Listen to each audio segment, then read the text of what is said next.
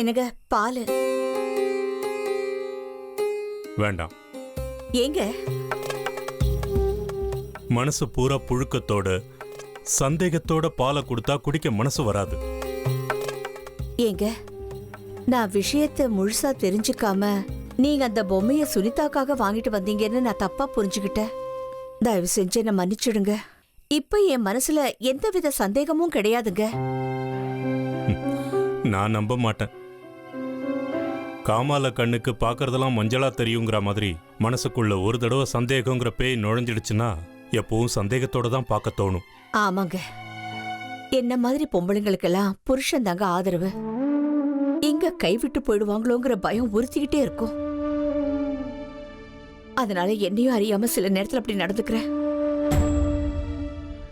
ஆனா நான் பண்ண புண்ணியம், நான் எவ்வளவுதான் உங்களை சந்தேகப்பட்டாலும் நீங்க அந்த அளவுக்கு பொறுமையோட நான் பண்ற அவமானங்களை எல்லாம் சகிச்சுக்கிட்டு நானே உண்மையை தெரிஞ்சுக்கிட்டு மனசு மாறுற வரைக்கும் காத்துக்கிட்டு இருக்கீங்க.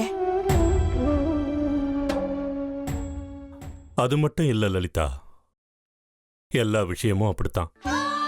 நாம சந்தேக பார்வையோட பார்த்தா எல்லாமே தப்பாதான் தெரியும். அதே நல்ல மனசோட பார்த்தா இந்த உலகமே அழகா தெரியும். வயசாக ஆக நாமளும் நம்மள மாத்திக்கணும். கெட்ட விஷயங்களை கெட்ட எண்ணங்களை தூக்கி எறிஞ்சிடணும். எல்லாத்துக்கும் காரணம் அந்த பங்காரி தாங்க. சரியான ஏடா கூட. எதுக்கு அவனுக்கு இந்த அதிக பிரசங்கித்தானோ? அவன் வாங்கின பொம்மையை எதுக்கு உங்க கூட கொள்ள வைக்கணும்? ஏதோ அவன் விளையாட்டு பையன். இந்த வயசுல இதெல்லாம் சகஜம் தானே. நம்ம மல்லிக்கு பொம்மைன்னா பிடிக்கும்னு தெரிஞ்சு வாங்கியிருக்கான். அதை நேரடியா கொடுக்க பயந்துகிட்டு அவ கூட நினைச்சு அதுக்குள்ள வச்சிருக்கான். இது அவன் நேரடியா மல்லி கையிலேயே கொடுத்திருந்தா இவ்வளவு பிரச்சனை எல்லாம் வந்திருக்காதுல்ல. ஆனா அந்த பங்காரி வாங்கி கொடுத்த பொம்மைய நம்ம மல்லி அதிகமாவே விரும்புறா போல இருக்கு. என்னன்னு விசாரிக்கணும். என்ன சொல்றீங்க? அது ஒண்ணும் இல்ல, நான் விசாரிச்சு சொல்றேன். நீ படுத்து தூங்கு. முதல்ல பாலை குடிங்க. நீங்க இந்த பாலை குடிச்சிட்டா நீங்க என்ன மன்னிச்சிட்டீங்கன்னு நினைச்சுக்கிறேன்.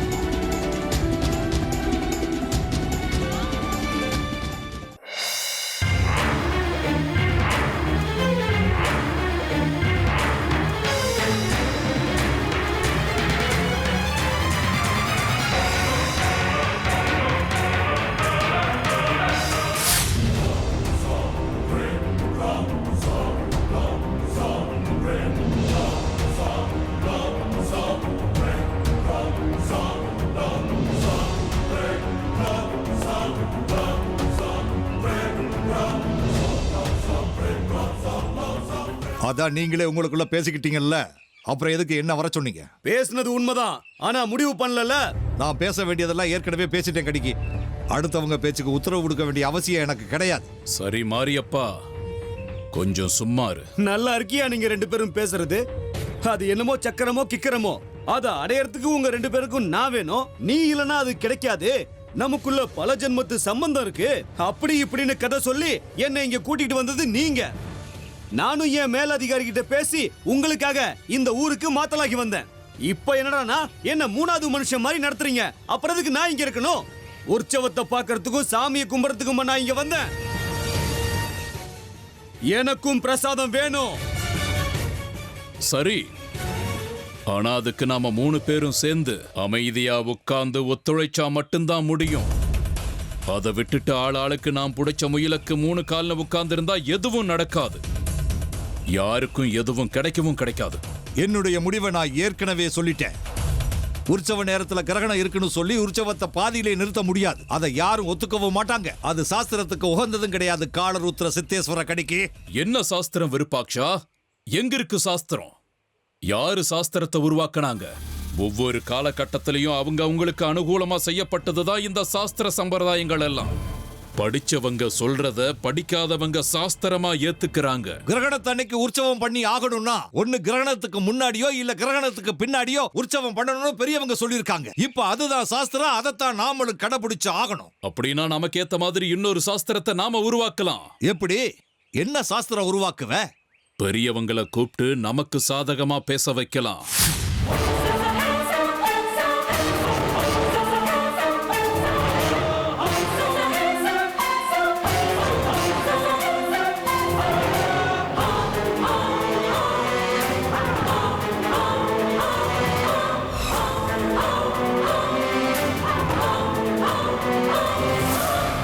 பேஷ் பேஷ் கடிக்கி, இந்த காரியம் முடிஞ்ச மாதிரின்னு நினைச்சுக்கோ.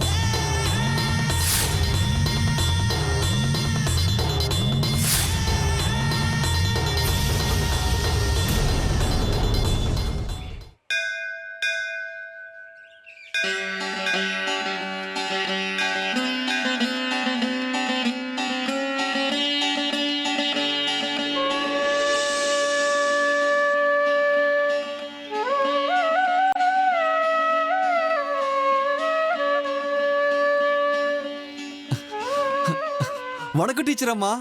நான் எப்ப உனக்கு டீச்சர் அம்மா ஆன? மல்லி உங்களை அப்படிதானே கூப்பிடுவா. எனக்கும் அதான் பிடிச்சிருக்கு. நீங்க எங்களுக்கு எவ்வளவு விஷயங்கள் சொல்லி கொடுத்துருக்கீங்க. அதனால நீங்க எனக்கு டீச்சர் அம்மா தான். நீ என்னை எப்படி கூப்பிட்டாலும் அது எனக்கு சந்தோஷம்தான். நீங்க இன்னைக்கு சொன்னீங்கல்ல, போராட்டம் ஆரம்பிச்சாச்சு, உற்சவத்தன்னைக்கு அநியாயத்துக்கு நியாயம் கிடைக்கும்னு, தீய சக்திகளை அழிக்கப்படும், அதுவும் உன் கையாலன்னு சொன்னீங்கல்ல. அதுக்கு நீ என்ன ஏற்பாடுகளை செஞ்சிருக்க?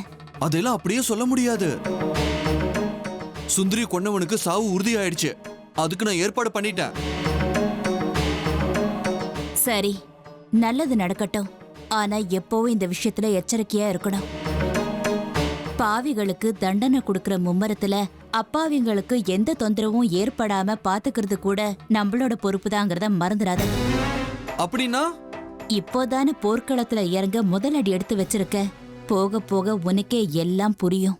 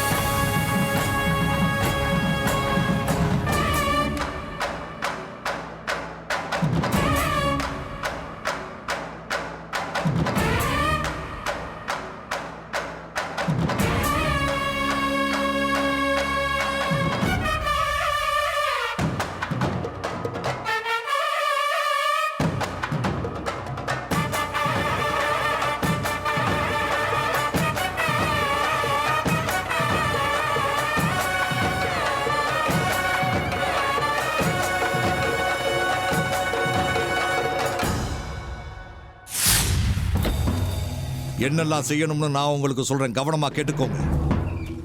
இன்னும் 17 நாள்ல உற்சவம். 17வது நாள் அம்மனுக்கு உற்சவம். அன்னைக்கு பயங்கரமான கிரகணம் இருக்கு. எல்லாரும் வீட்டுக்கு திரும்பி போங்கன்னு வந்திருக்கிற ஜனங்களை எல்லாம் வீட்டுக்கு அனுப்ப முடியாது. ஏன்னா ஆயிரக்கணக்கில் ஜனங்க இருப்பாங்க. இந்த பிரச்சனை தான் நேத்தில இருந்து இருக்குல்ல. அதுக்கு பரிகாரம் பண்றதுக்கு ஒரு சாமியார் வருவார்.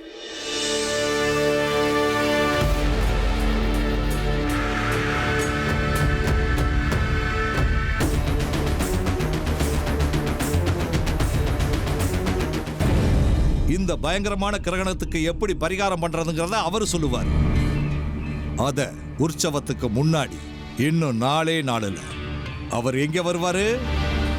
நம்ம திரிபுர சுந்தரி அம்மன் கோயிலுக்கு வருவார்.